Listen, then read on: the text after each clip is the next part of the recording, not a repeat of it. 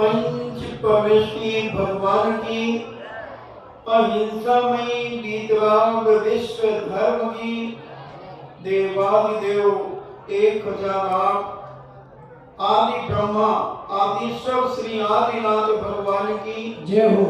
देवादिदेव 1008 चिंतामणि घोरोत्सर्ग विजेता श्री पार्श्वनाथ भगवान की जय हो। देवादिदेव 1008 शासन नायक बाल ब्रह्मचारी भगवान महावीर स्वामी की जय हो। परम पूजनीय आचार्य श्रोमणी गुरुवर श्री कुंद कुंद महामुनिराज की जय हो। परम पूजनीय आचार्य श्रोमणी गुरुवर श्री विद्यासागर जी महामुनिराज की जय हो। परम पूजनीय निर्यापक श्रवण मुनि श्री सुधा सागर जी महाराज की जय हो।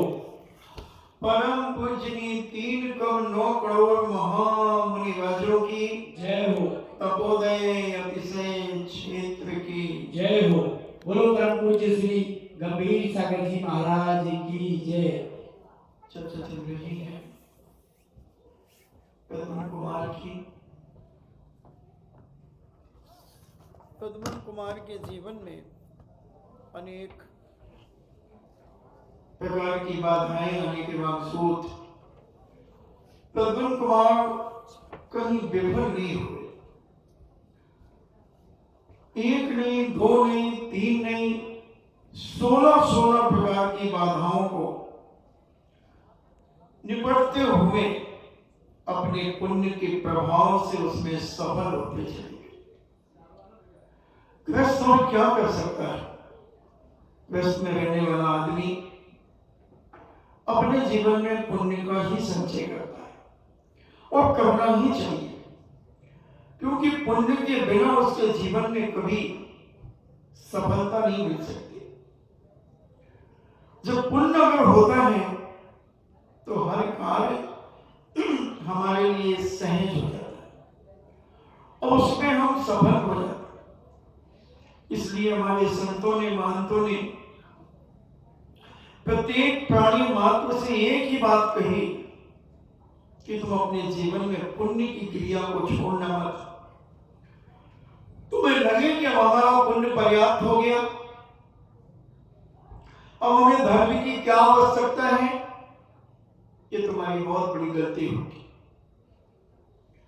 किस समय पुण्य, कौन सा पुण्य किस समय कब काम कर जाए कहा नहीं जा सकता।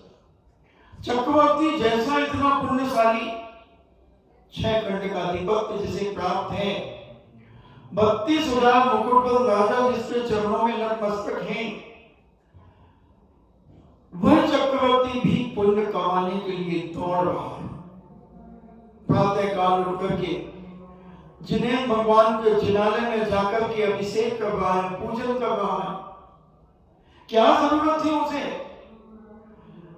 इतना पुण्य उसके पास था और तद्भव मोक्षगामी था, सर्वार्थ सिद्धि से उतर के आया था, छायक सम्यक दृष्टि था। सब कुछ होने के बाद भी 8 साल अंतर मुहूर्त के बाद उसने धर्म की क्रिया को बढ़ाना चालू कर दिया। कई लोगों की जो विचारधारा है कि धर्म वो करे जो गरीब हो। हमारे पास तो सब प्रकार की संपन्नता है, हमें ऐसी कोई चीज की कमी नहीं है, सब कुछ हमें प्राप्त हो रहा है, अब हमें क्या करना है? ये उसका सोच वर्तमान को देख करके कह रहा है। भविष्य में क्या हो जाए, कौन से ऐसे पाप कर्म का उदय आ जाए, हमारा उस पाप को निपटने के लिए उस पाप से पुण्य कम पड़ जाए, और जब पुण्य कम पड़ जाएगा तो तुम परास्त हो जाओगे। इसलिए चक्रवर्ती कहता है, जब तक घट में प्राण रहे तब तक मैं धार्मिक अनुष्ठानों को कभी बंद नहीं करूंगा, धार्मिक क्रियाओं को कभी मैं बंद नहीं करूंगा। जब तक मेरे हाथ पैर चलेंगे तब तक मैं जिनेंद्र भगवान की मुद्रा का दर्शन, उनके एक एक अंग की उपासना, आराधना करता रहूंगा। और जब हाथ पैर चलना बंद हो जाएंगे तो मैं जिस स्थान पर रहूंगा वहां से बैठे बैठे जो मैंने अपने जीवन में अपार दर्शन किए, भगवान के एक एक छवि मुद्रा को देखा, एक एक अंग को मैंने निहारा है, वह वहां बैठे बैठे मैं उनका स्मरण करूंगा, उनकी महिमा और गरिमा को अपने जीवन में धारण करूंगा। तो मैं अपने स्थान पर बैठ करके भी पुण्य कमाऊंगा, क्योंकि मैं असमर्थ हो गया, वहां जा नहीं पा रहा हूं, मैं उनके साक्षात दर्शन नहीं कर रहा हूं, मगर मैं अपनी भावनाओं के माध्यम से सदा उनके दर्शन करता रहूंगा। एक घटना स्मरण में आ गई। एक एलर्जी महाराज थे, वो कामों में चले, उनके घर के लोग घर ले, मगर जब आचार्य श्री को पता चला तो आचार्य श्री ने उन्हें बुलवाया। बोले तुम बेवकूफ हो, कैसे लोग हो तुम जिन्होंने अपना जीवन धर्म में निकाला हो और तुम उन्हें अपनी गृहस्थी में घसीट करके ले गए, यहां लाओ। और उन्हें बुलवाया और उनकी इतनी माला फेरते थे, वो इतनी माला फेरते थे कि उस कामावस्था में भी उनकी उंगलियां चलती थी, उनके हाथ में माला दे देते थे, वो माला चलने लगती थी, और एक माला पूरी होकर जैसी वो गिरती थी फिर उन्हें पकड़ा देते थे, वो माला फिर नहीं लगती थी। इसलिए अपने जीवन में कुछ ऐसी आदत बनाओ कि जो आदत हमारी सोते जागते उठते बैठते चलते फिरते हर क्षण हमारे अंदर से वो चीज प्रकट होती चली जाए, प्रकट होती चली जाए। मालाएं सदा फेरते रहना चाहिए, सदा फेरते रहना चाहिए, और पुण्य को सदा बढ़ाते रहना चाहिए। जितना तुम पुण्य अपने जीवन में बढ़ाओगे वो सारा का सारा पुण्य तुम्हें काम आएगा। और तुम कब पुण्य करते हो? जब तुम परेशान होते हो, जब तुम दौड़ते हो भगवान के पास, साधु के पास, या फिर तुम्हारा कोई स्वार्थ हो तो तुम अभिषेक करने आने लगोगे। क्यों अभिषेक क्यों करें? अरे आप थोड़ा परेशान चल रहे। ऐसे बेईमानों को पुण्य नहीं मिलता, ऐसे स्वार्थियों को पुण्य नहीं मिलता, ऐसे मतलबियों को पुण्य कभी काम नहीं आता। तुमने तो व्यापार समझ लिया, धर्म को व्यापार समझ लिया कि चलो एक श्रीफल चढ़ा देते हैं भगवान को, थोड़ी परेशानी चल रही। इसके पहले क्या था? उस समय तो महाराज जी बहुत अच्छे ठाट थे। अभी पता नहीं 6 महीने से व्यापार थोड़ा सा बहुत डाउन हो गया, तो आप लोग हमेशा कहते रहते हैं पुण्य कमाओ पुण्य कमाओ। तो मैंने कहा चलो एक श्रीफल चढ़ा देते हैं भगवान को। तुम्हारे पिताजी की नौकर नहीं है भगवान, कोई तुम्हारे दोस्त नहीं है वो भगवान, कि तुम अपनी परेशानी में आ गए। और जब सुखी थे, जब ऐश करके, पता ही नहीं था तुम्हें कि भगवान भी है कि नहीं, साधु है कि नहीं, तुम्हें कोई ज्ञान ही नहीं था, जानकारी नहीं थी।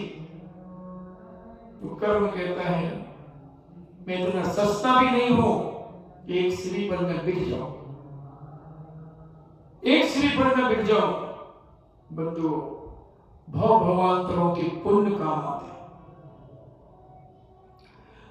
बहुत सारे पुण्य हमारे जब उदय में आते हैं तो हमें सफलता मिलती चली,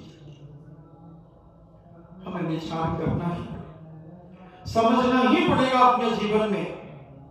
और अगर हम इसे नहीं समझे तो हम मतलब से आएंगे तो तुम्हारा मतलब हल तो नहीं होगा, कभी हल नहीं होगा।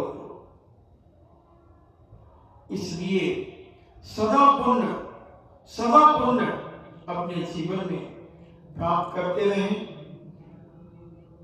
चक्रवर्ती, सम्यक दृष्टि से सेठ, साहूकार आदि सदा काल अपने सट आवश्यक करते चले जाते हैं, अपनी क्रियाओं को करते चले जाते हैं, और प्रद्युम्न कुमार की जो अपनी चर्चा चल रही है 1-1.25 महीने से, वह भी संकट में घबराया नहीं, सदा उसने प्रभु का नाम लिया।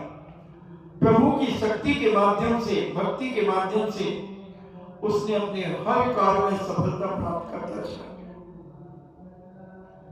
कुमार की प्रतीक्षा,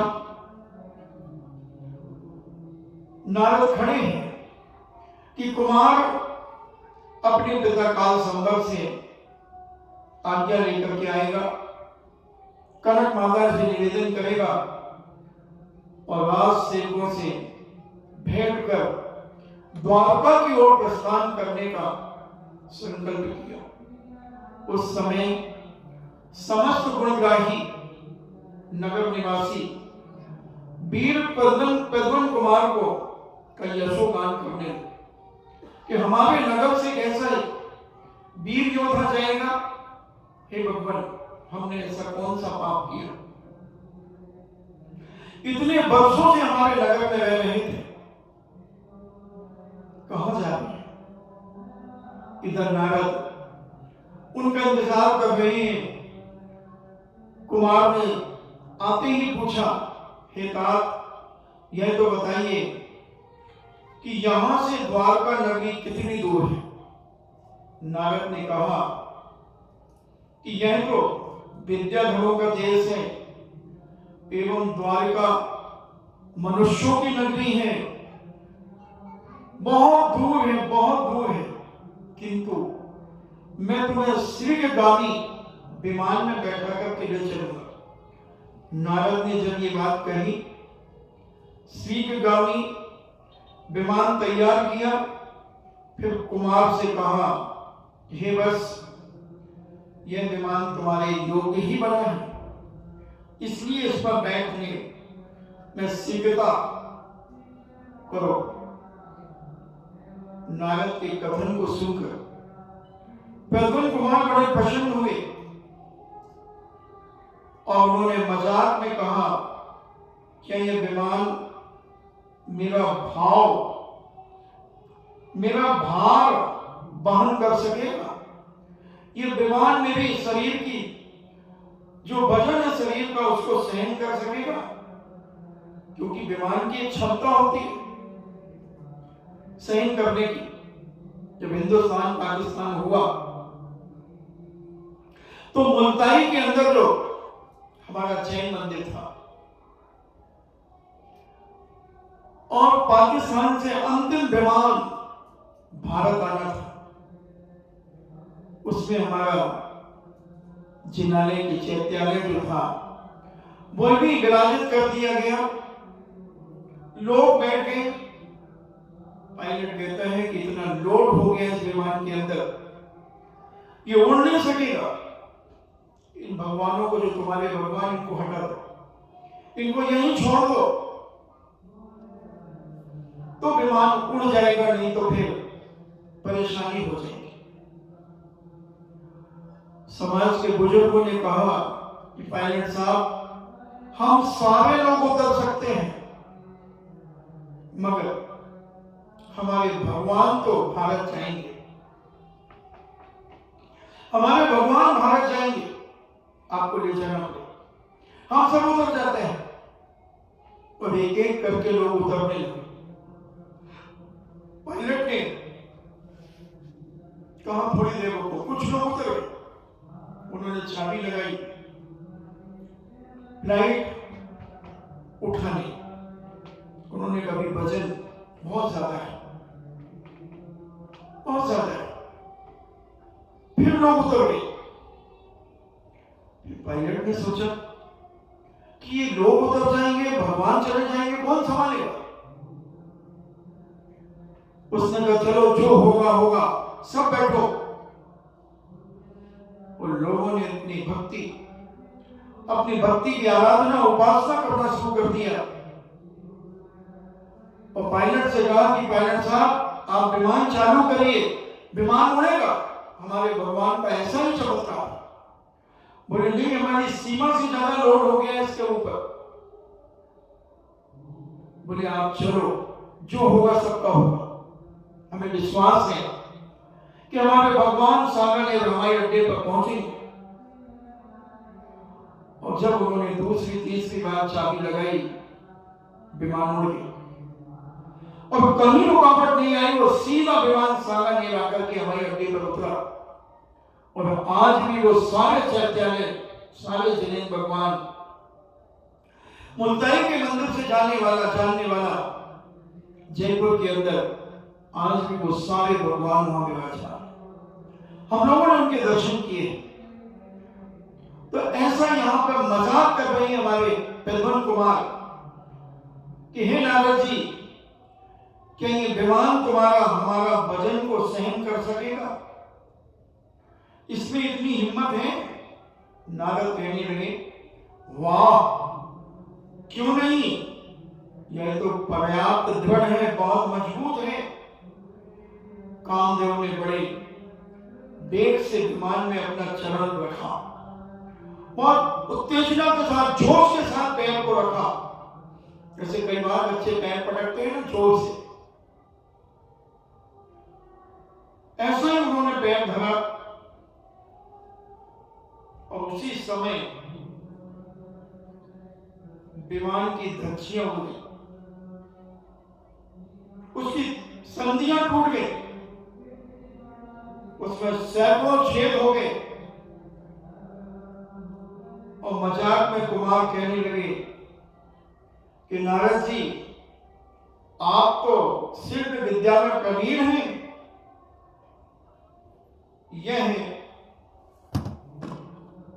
आप तो शिल्प विद्या में प्रवीण हैं। ये विमान जो छेद सहित हो गया है, इसे आप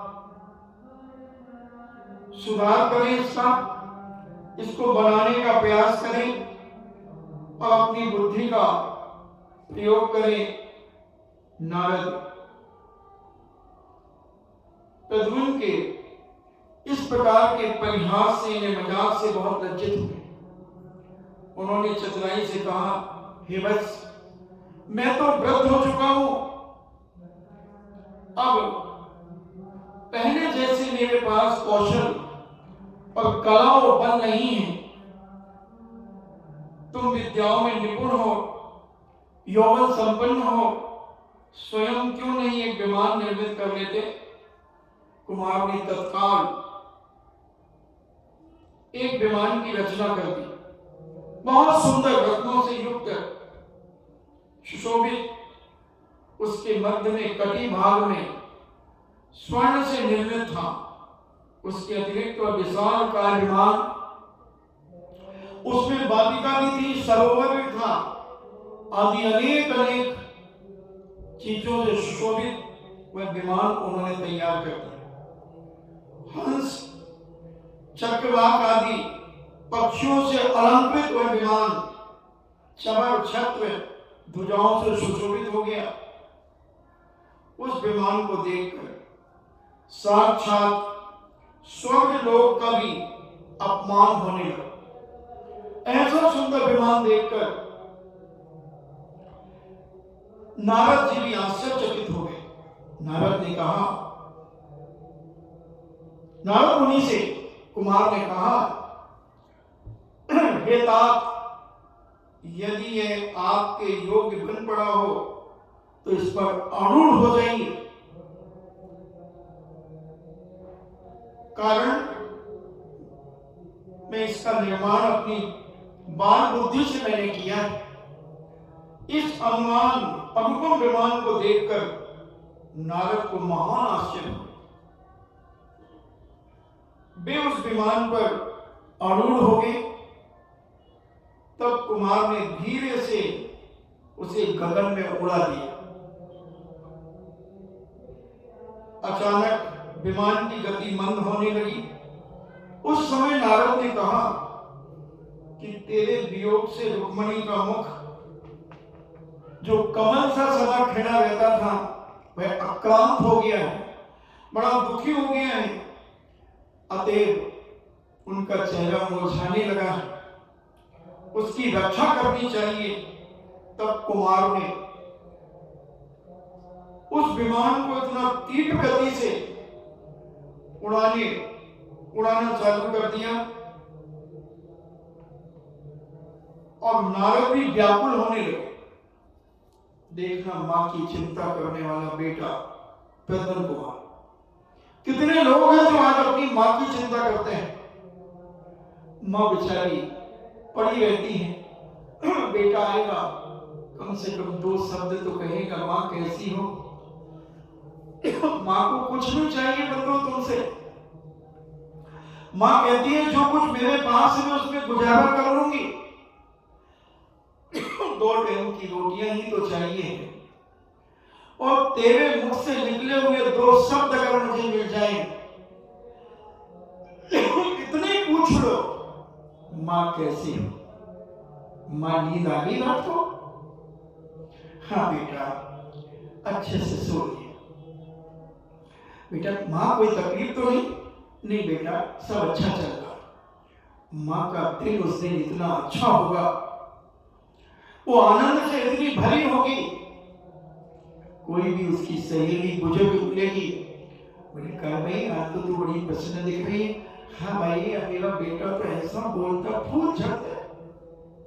आज उसने इतने अच्छे से मेरे पूछा कि मां तू कैसी है, स्वास्थ्य तो ठीक है ना, तुझे नींद आ जाती है ना, ठंड में परेशानी तो नहीं होती? और क्या चाहिए भाई? बेटा अगर इतनी कदर कर ले और क्या करना है। मैंने देखा हूं बुजुर्ग माताओं को, उनको बड़ा आनंद आता है, कुछ नहीं चाहिए सब कुछ है उनके पास, बड़े संतोष है उनके पास। सबसे बड़ा धन संतोष धन है उनको, क्योंकि उन्होंने दुनिया देखी, खूब खाया है, पिया है, पहना है, ओढ़ा है, सब कुछ किया है। अब वो 2 शब्द प्यार के चाहते हैं, वो 2 शब्द अपने आत्मीय भाव के चाहते हैं, और उन्हें कुछ नहीं चाहिए। प्रद्युम्न को जब ये पता चला कि मेरे वियोग के कारण मेरी मां आकुलित हो रही है, क्योंकि उन्होंने विमान की गति को थोड़ा धीमा कर दिया, मंद कर दिया था, मगर नारद जी के कहने पर कि मां रुक्मणी आकुलित हो रही है, उनकी जो कमल के समान जिसका मुख खिला रहता था वो उदासीनता की ओर जा रहा।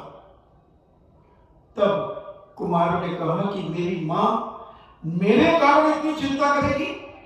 उन्होंने विमान को तेज गति में परिवर्तित कर दी और विमान बड़ी स्पीड में चलने लगा, स्पीड में चलने लगा। और नारद जी से कहा कि मेरी मां को चिंता करने की जरूरत क्या है, चिंता करने की क्या आवश्यकता है उनको, जब मैं आ ही रहा हूं उनके पास। और उसमें बहुत अच्छे हंस लगे हुए थे विमान में, पक्षी विद्याओं के बल से उन्होंने बहुत सुंदर विमान बनाया था, विशालकाय विमान था।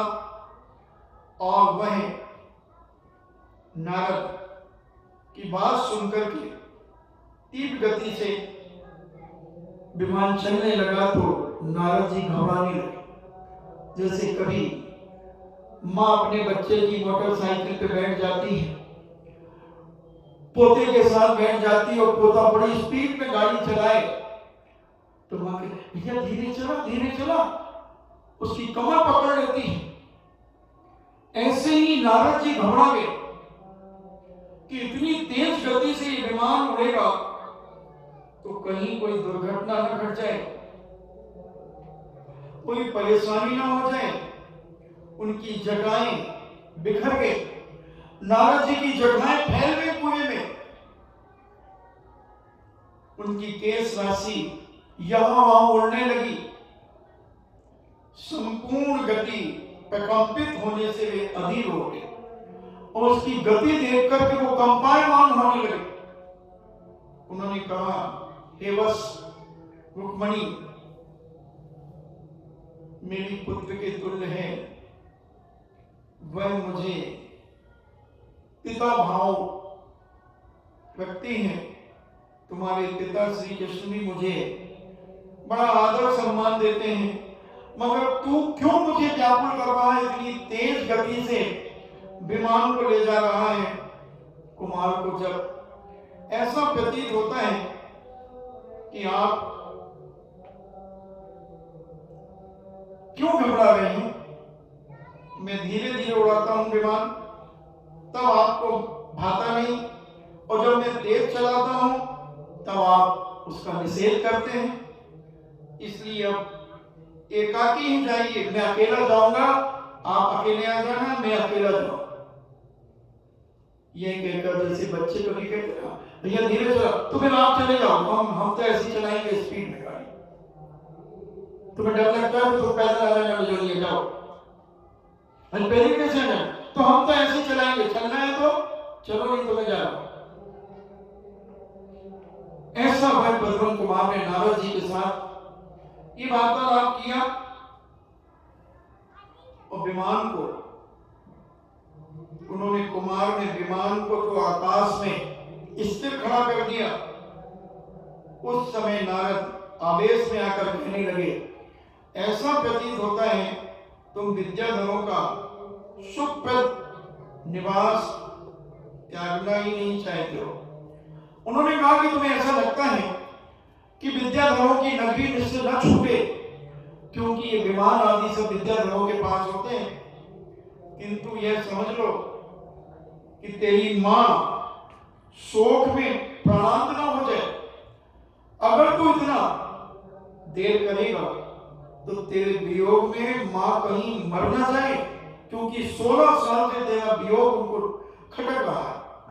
6 दिन का तू बालक था जब तेरा वियोग हो गया।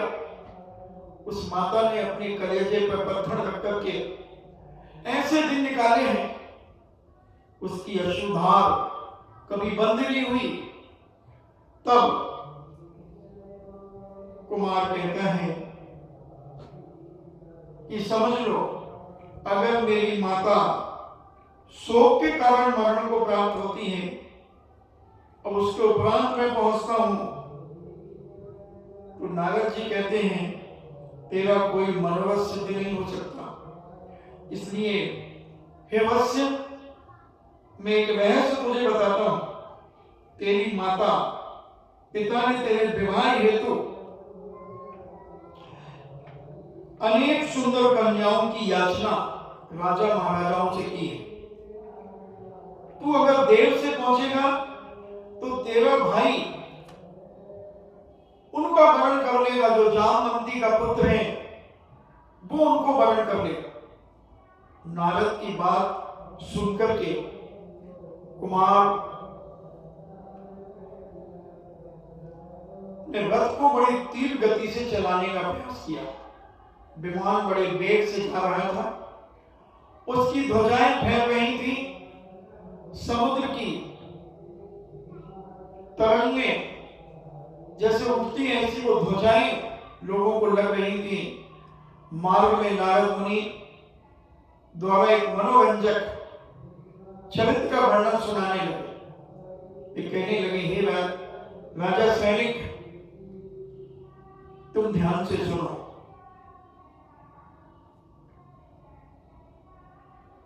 विषाद पर्वत को पार कर विमान भूमि गोचरी क्षेत्र पर पहुंचा। इन्हें जहां मनुष्य रहते हैं भूमि में चलने वाले, उधर आया। वहां की पृथ्वी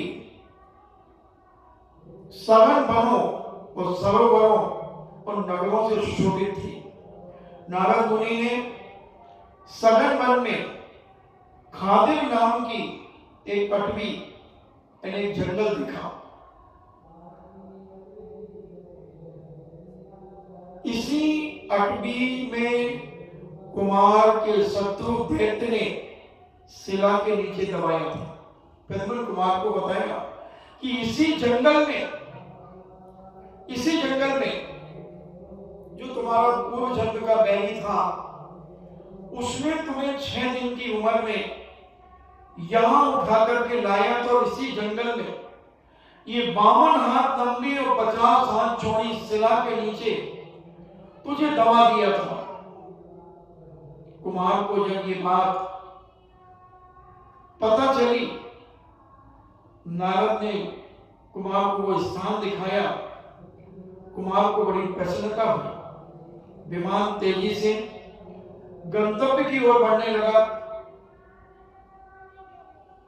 नारद मार्ग में पड़े हुए विशेष स्थानों का परिचय देते जा रहे थे।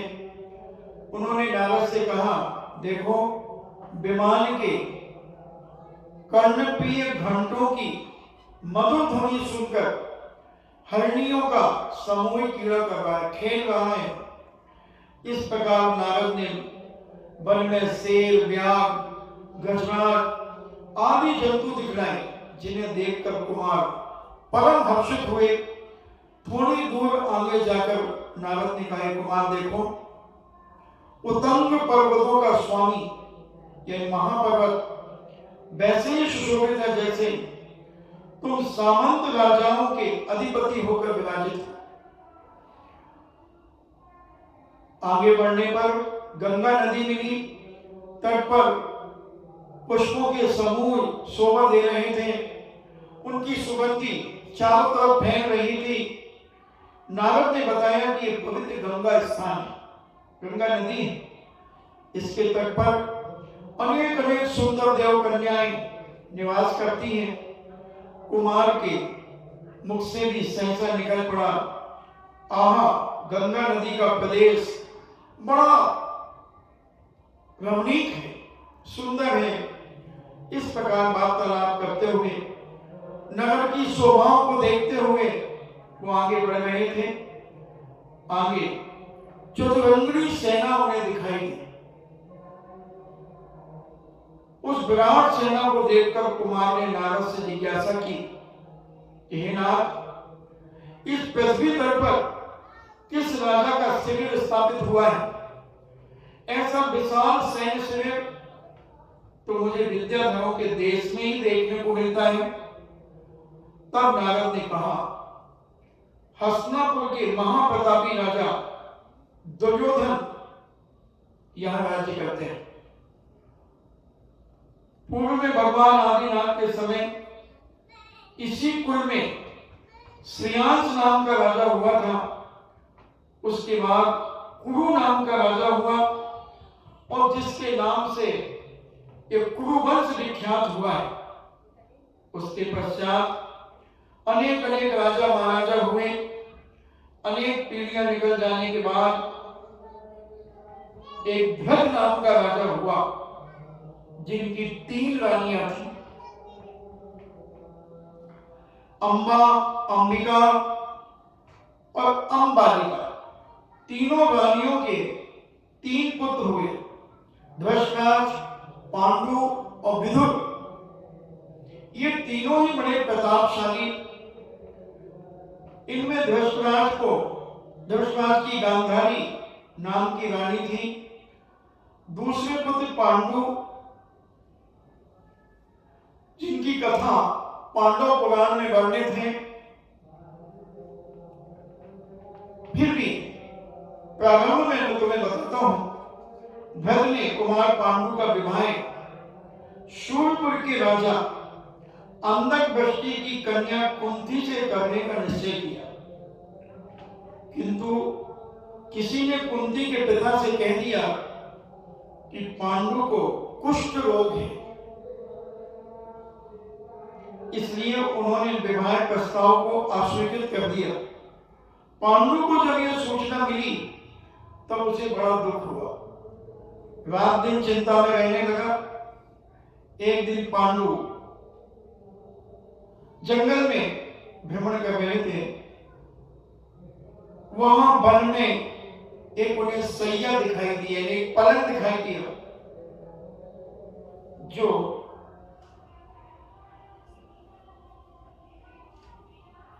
और उस पलंग पर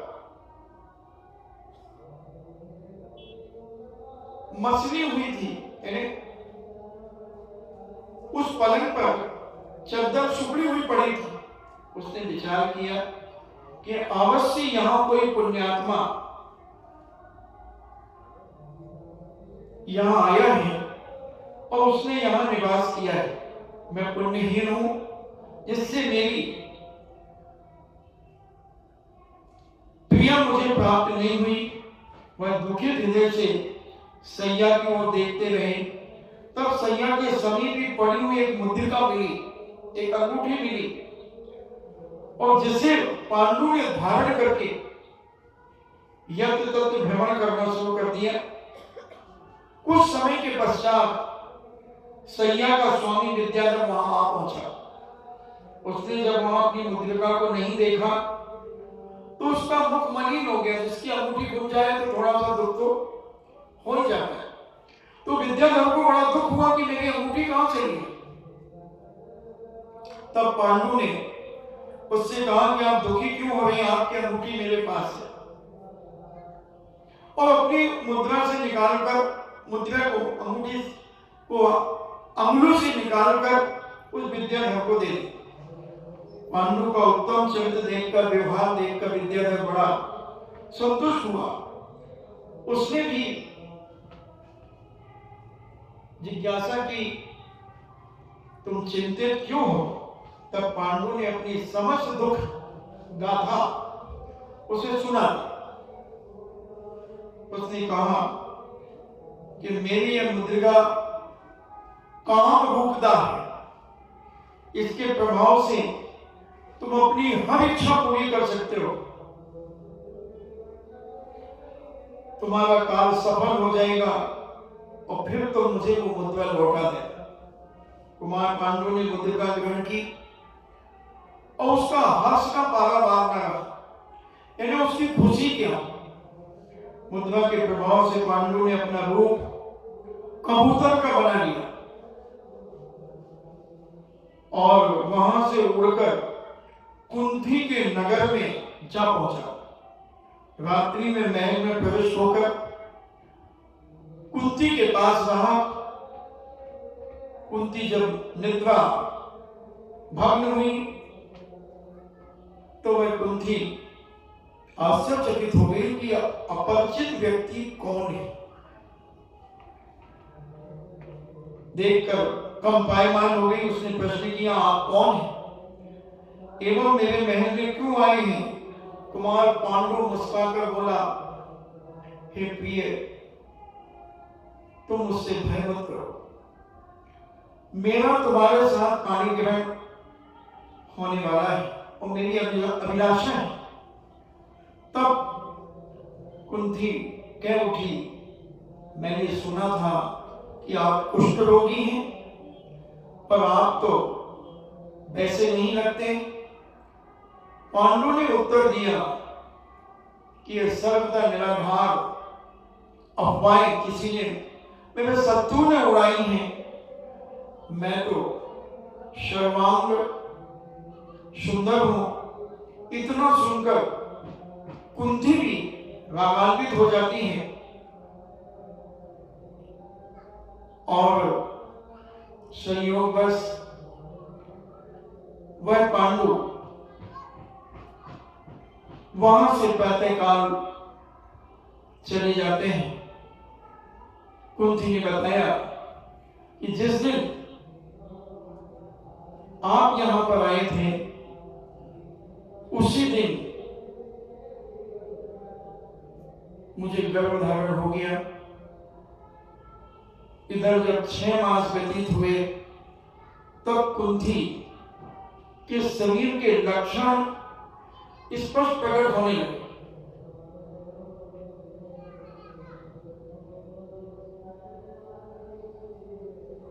और सारा वृतांत राजा तक पहुंच गया।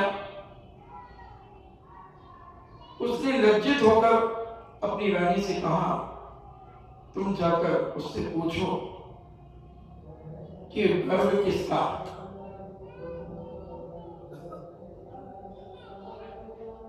रानी ने कुंती से जिज्ञासा की तो उसने सब कुछ बता दिया और राजा ने उस बच्चे को एक मंजूषा में रख करके नदी में प्रभावित कर दिया। आगे जाकर कुंती और पांडु का विवाह कर दिया गया। विवाह के उपरांत कुंती ने युधिष्ठिर आदि 3 विलक्षण पुत्रों को जन्म दिया। उस समय महाराज भरत ने चतुराई से एवं पांडु को राज देकर स्वयं दिगंबरी दीक्षा धारण कर और अपने छोटे पुत्र विदुर को, विदुर भी मुनि हो गए। धृतराष्ट्र के दुर्योधन आदि प्रचंड बलवान 100 पुत्र उत्पन्न हुए। राजा धृतराष्ट्र एवं पांडु ने यह सब देखा कि हमारे पुत्र तरुण हो गए हैं, तब उन्होंने अपने अपने ज्येष्ठ पुत्रों दुर्योधन एवं युधिष्ठिर को राजभार देकर दीक्षा ग्रहण कर ली। किंतु दुर्योधन छल बल से पांडवों का राज्य छीनना चाहता था। दुर्योधन ने एक रूपवती पुत्री हुई जिसका शरीर सर्वांग सुंदर था, और दुर्योधन ने उसका विवाह तुम्हारे साथ करने की प्रतिज्ञा की है। प्रद्युम्न कुमार को बता दें नारद जी।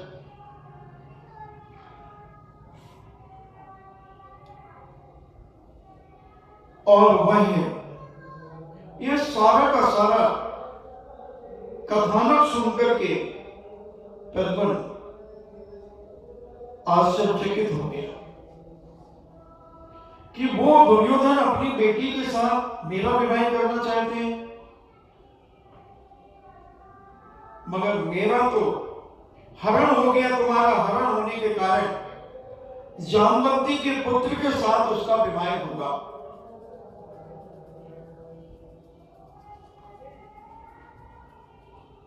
तब उदित कुमारी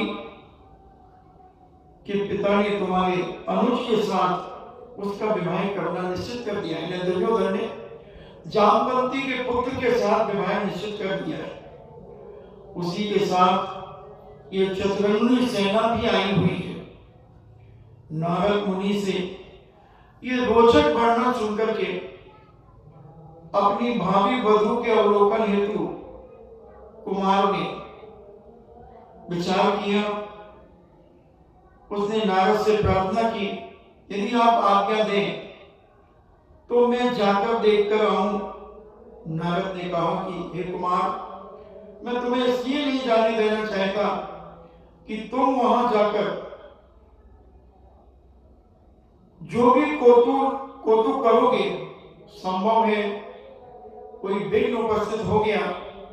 तब कुमार ने विश्वास दिलाया कि आप किसी प्रकार की मैं चपलता नहीं करूंगा, अतः आप निश्चिंत रहें। नारद की आज्ञा लेकर कुमार विमान से सीधे उतरे और समस्त सेना भोजन के लिए बैठी थी। प्रद्युम्न ने एक भीड़ का भेष बनाया। वहां पहुंच वह रूप देखने में बड़ा भयानक मालूम पड़ता था।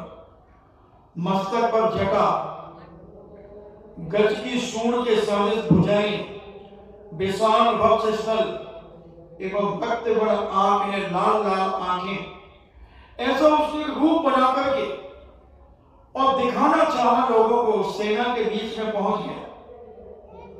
ऐसा भीभत्स रूप को देखकर दुर्योधन की समस्त सेना हंसने लगी।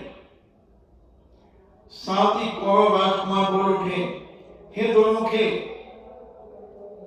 तू मार्ग में इसलिए खड़ा हो गया है। भील क्रोधित होकर कहने लगा, मैं महाराज श्री कृष्ण की आज्ञा से यात्रा करने के लिए आया हूं।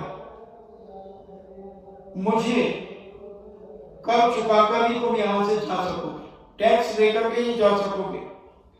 श्री कृष्ण का नाम सुनकर कौरव राजकुमार बोले, हे बंधु, तुम्हें क्या लेना विषय? तब गजराज के समान विशाल काय हाथों को धारण करने वाला राजकुमार, तुम्हारी सेना में कौन सी ऐसी सर्वोत्तम वस्तु है जिसे तुम श्रेष्ठ समझते हो, वह मुझे दो। मैं सत्य कहता हूं, मेरे सामने बड़े बड़े योद्धा भी कोई कार्य नहीं कर सकेंगे और सभी परास्त हो जाएंगे। भील का युक्ति सुनकर के वहां की सारे सेना, राजकुमार आदि सब भयभीत हो गए और विचार करने लगे कि ये भील इतना विद्रूप है और ये कह रहा है कि तुम्हारे पास जो सबसे उत्तम वस्तु है वह मुझे तुम प्रदान कर दो। और उस सेना में सबसे उत्तम वस्तु दुर्योधन की बेटी थी। वह रूप बदल करके वहां चला गया। सारी सेना में हाहाकार मच गया कि यह बेटी तो जामवंत के पुत्र के लिए देना है और ये बीच में विद्रूप व्यक्ति कौन आ गया और कह रहा है कि मैं कृष्ण की तरफ से आया हूं, टैक्स लेने आया हूं। खलबली मच जाती है और सारी सेना चिंतित हो जाती है। दुर्योधन चिंतित हो जाते हैं। नगरवासी की देख करके आश्चर्यचकित होते हैं कि ये क्या घटना अचानक घट गई। ऐसे कैसे पाप का उदय आया कि ये विघ्न खड़ा हो गया। मांगलिक कार्य के लिए जा रहे थे और ये अमंगल की दशा कैसे हो? क्या कमी आ गई, क्या परेशानी हो गई? विचार करने लगते हैं, क्योंकि विघ्न कभी भी आ सकता है। विघ्न तो हम डालते हैं और हमने अपने जीवन में जो विघ्न डाले हैं दूसरों के जीवन में, हमने वो सब हमारे उदय में आ गए। इसलिए पूज्य उमा स्वामी महाराज ने तत्वावशुद्ध ग्रंथराज में सूत्र दिया, विघ्न करण अंतराय से, कि कभी भी किसी के अच्छे कार्य में विघ्न मत डालो। अभी लोग मुझसे कह रहे थे 2-3 दिन पहले कि महाराज जी ऐसा करें, चौके बंद कराएं, कि जिनकी आहार हो जाए वो चौके बंद कर दे। मैंने कहा क्यों, तुम्हें क्या तकलीफ हो रही? तुम क्यों अपने जीवन में विघ्न डालना चाहते हो, कर्म बंद करना चाहते हो? दाने दाने में लिखा है खाने वाले का नाम। अगर तुम किसी को कहोगी कि तुम बंद कर दो, तो तुम्हारे जीवन में ऐसा अंतराय कर्म बंधेगा, ऐसा अंतराय कर्म बंधेगा कि तुम भोग नहीं पाओगे। क्या किया था आदिनाथ स्वामी की कोई पर्याय में? उन बैलों के मुख में मुशिका बांधी थी। मुशिका जानते हैं? रस्सी की एक होती जाली, वो बांधी थी कि ये जब दाएं दी जाएगी तो ये खाए ना उसे। देह में डाल दिया और कितनी देर बैल घूमते, 7-8 घंटे। उतनी देर बंधी हुई मुशिका जब कर्म के रूप में उदय में आई, वो तब 7 महीने 8 दिन तक आदिनाथ स्वामी घूमते रहे। 7 महीने 8 दिन तक कर्म ऐसा बनता है, हंसी हंसी में हम बहुत सारे कर्म बांध देते हैं और जब ये कर्म उदय में आते हैं तब हम रोते हैं, हम चीखते चिल्लाते हैं। इसलिए कभी किसी के अच्छे कार्यों में विघ्न मत डालना। स्वप्न में भी विचार मत करना विघ्न डालने का। स्वप्न में भी विचार मत करना। कभी ऐसा भाव नहीं लाना किसी भी कार्य में, अच्छे कार्यों में। बुरे कार्यों में तो खूब विघ्न डालना, बुरे कार्यों में विघ्न डालोगे तो पुण्य बढ़ेगा, अच्छे कार्यों में विघ्न डालोगे तो पुण्य घटेगा और कर्म बनेगा अंतराय कर्म। तुम कोई भी काम करने जाओगे, काम सफल नहीं होगा, फेल हो जाओगे। किसी के दान में, कोई दान दे रहा हो, अरे कहां दान दे रहे हो, हम बताइए तो मैं वहां देना था। हमारी कसाई लड़ाई हमारी कमेटी से हम कह देंगे कमेटी ठीक नहीं है, साथ के साथ सब गड़बड़ है, हम बता देंगे तुम यहां मत दो, हम दिलवा देंगे तुमने विघ्न डाल दिया। किसी को लाभ हो रहा था, तुमने उसमें विघ्न डाल दिया। ऐसे अनेक अनेक दान, लाभ, भोग, उपभोग, वीर आदि ने। कोई व्यक्ति हर्षपुष्ट था, ताकतवर था, तुम उसकी ताकत देख करके जल रहे थे, तुमने उसको जुलाब की टिकियां खिला दी, चाय में पिला दी, बेचारे को दस्त लगने लगी, कमजोर हो गया, शरीर टूट गया, शरीर टूट गया। तुम्हें मजा आ गया कि बहुत एक दिखाते थे ना, अब देख लो उसकी ताकत। तुम्हारे जीवन में ऐसी कमजोरी आएगी कि तुम कितना भी खा लो तुम्हें पचेगा नहीं, मूंग की दाल का पानी भी नहीं बचेगा, क्योंकि तुमने उसकी शक्ति को हिरास करने का प्रयास किया है।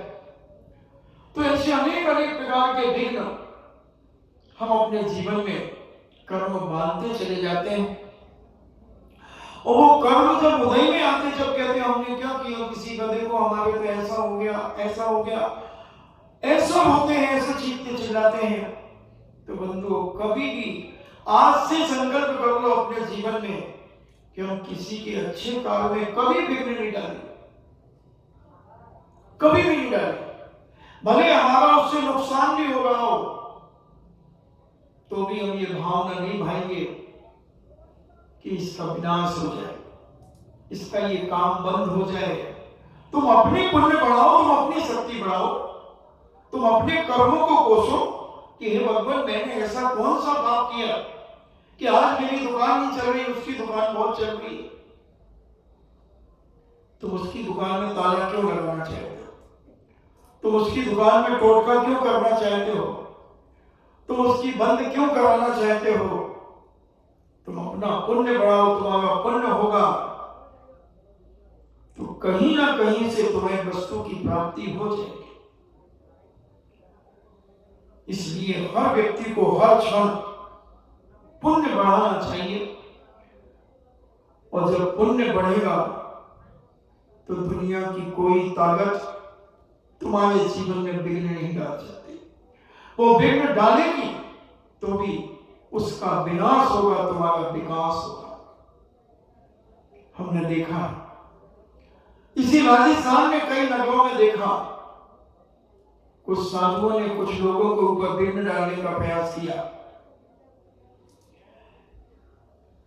हम उसी नगर में थे, अब एक साधु और उस नगर में आए, किसी की फैक्ट्री के सामने उन्होंने नारियल में लाल कपड़ा लपेट करके और सिंदूर आदि में लौंग कीले आदि उछल करके उसकी फैक्ट्री के सामने रख दिया और कहा बस अब इसका पतन शुरू।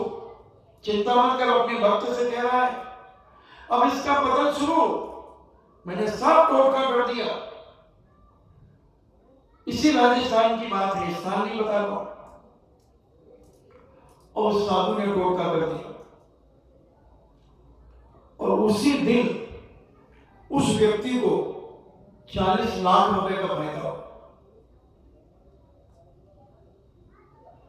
और दिन धुना रात चौगना बढ़ता गया, बढ़ता गया, बढ़ता गया। और जिसने ये टोटका कराया था उसके घर में पतन होता चला गया। उसके पिताजी मर गए, उसका भाई मर गया, उसकी बहन मर गई। ये विघ्न डालने वाले के परिवार में ये हो रहा और इसके घर में दिन धुना रात चौगना बढ़ता चला गया, बढ़ता चला गया। क्या है जीवन? हम कसायों में, हम अपने स्वार्थों में दूसरों के जीवन में हम विघ्न डालने में कभी चूकते नहीं हैं, बातें करने में हम चूकते नहीं हैं, कोई ना कोई उंगलियां उठाने में हम चूकते नहीं है। वहीं से सड़ती है उंगली, वही उंगली तुम्हारे जीवन का विनाश करती है। इसलिए प्रातः काल उठ करके एक ही मंगल भावना पाओ कि हे भगवान, सबका मंगल हो, सब स्वस्थ रहे, सबके जीवन में सुख शांति समृद्धि दिन दूनी रात चौगुनी बढ़ती रहे। अनेक मांगलिक भावनाएं तुम अपने जीवन में गाते हो।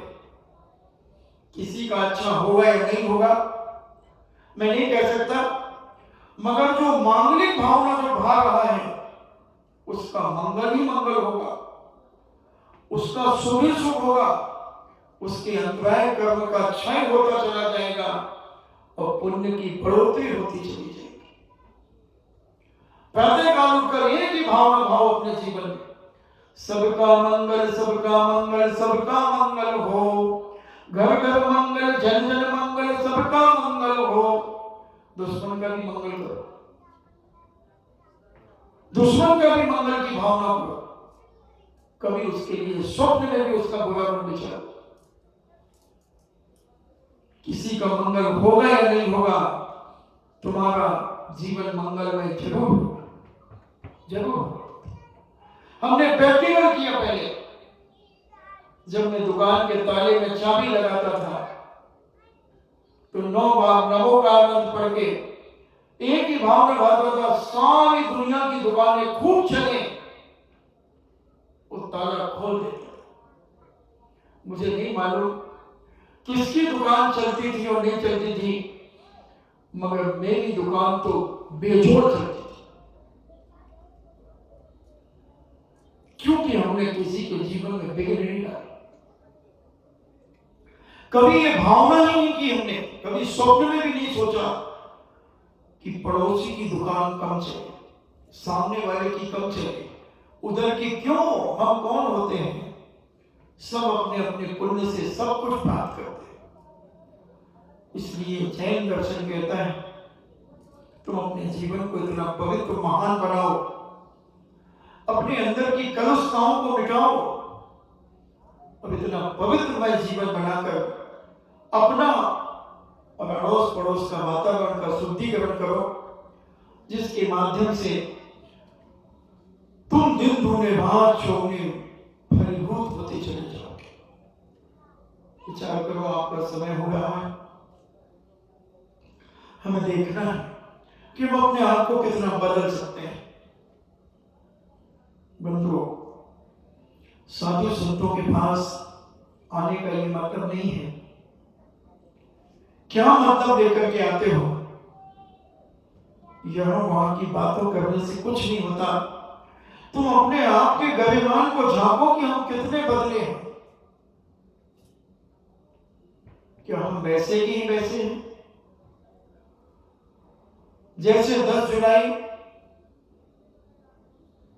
1919 में थे?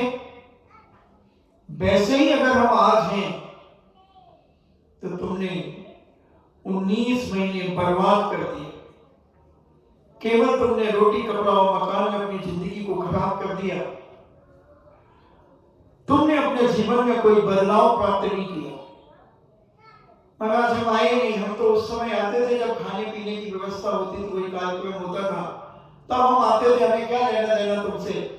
फ्री भोजन होता था दोनों टाइम का, तो हम तो डकार खाते थे और चले जाते थे।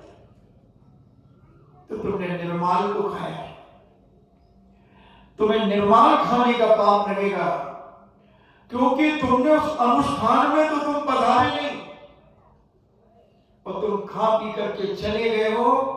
ये पाई पाई चुकाना पड़ेगी तुम्हें, कर्ज है तुम्हारे ऊपर ये कि उस कार्यक्रम में तो हम बैठे ही नहीं और जब व्यवस्था हुई खाने की हम दौड़ पड़े। फोन किया हमने, अरे क्या चालू हो गया क्या भोजन? हाँ पापा अभी थोड़ी देर बाद चालू होने वाला है। और हमने कहा कि चले, और पता ही नहीं चला यहाँ प्रवचन चल रहा था, विधान चल रहा था, हम झांकने भी नहीं आए प्रवचन के पंडाल में और खा पी करके चले गए। घंटों यहाँ वहां बैठकर चले गए, अपने सहेली सहेलों से मिलकर के चले गए। ये पाई पाई क्या फूट फूट करके निकलेगा। ये नंगे का है, कच्चा पागा है, नंगा कर देगा। क्योंकि हमने, और कई बार तो प्रवचनों में से बैठे बैठे भी बुला लेते हैं, अरे तू क्या कर रहा, मैं आ गया, तो मैं आ रहा हूं, प्रवचन चला, अरे आजा। डाल दिया तुमने गाना वर्णी कर्म के ऊपर आवरण। उस बेचारे को प्रवचन सुनने में आनंद आ रहा था और तुमने उसे बुला लिया बेटा अपने राग रंग की बातें करने के लिए, यहां वहां की बातें करने के लिए, विघ्न डाल दिया उसके ज्ञान में। अब तुम्हारे जीवन में ये कर्म ऐसा बनेगा कि तुम 100 बार भी पढ़ोगे तो तुम्हें वो याद नहीं होगा, 100 बार भी पढ़ोगे तो याद नहीं होगा। तुम कहोगे मुझे याद ही नहीं होता। हाँ, तो तुमने दूसरे के जीवन में विघ्न डाला था, यहां वहां बैठ करके बातें की थी ना, धर्म सभा में बैठ करके भी यहां वहां की बातें की थी ना। तो वो कर्म कहता है बाबा जी ये तुमसे नहीं सुधरेंगे, इनको तो हम सुधारेंगे। जब कर्म के थपेड़े तुम्हें पड़ेंगे, जब तुम भगवान की शरण में आओगे, तो भगवान कहेगा मैं क्या कर सकता, तुम मेरे नहीं, हम तुम्हारे नहीं। सीधी सीधी बात है। जो मेरा मैं उसका, ये भाव अपने जीवन में बनाओ। प्राणी मात के कल्याण की भावना करो और अपने जीवन में पुण्य कमाने का प्रयास करो। इन मंगल भावना के साथ सबकी आत्मा परमात्मा बने। जिनवाणी स्तुति। जिनवाणी के ज्ञान से सूझे लोकालोक, सो वाणी मस्तके धरो सदा देत हूँ धोख। हे जिनवाणी भारती तो जपो दिन रे, जो तेरो शरणागहे सो पावे सुख चैन। देव भजो अरिहंत को गुरु सेवा निर्ग्रंथ, दया धर्म पालो सदा यही मोक्ष का पंथ। नौवा नौवा।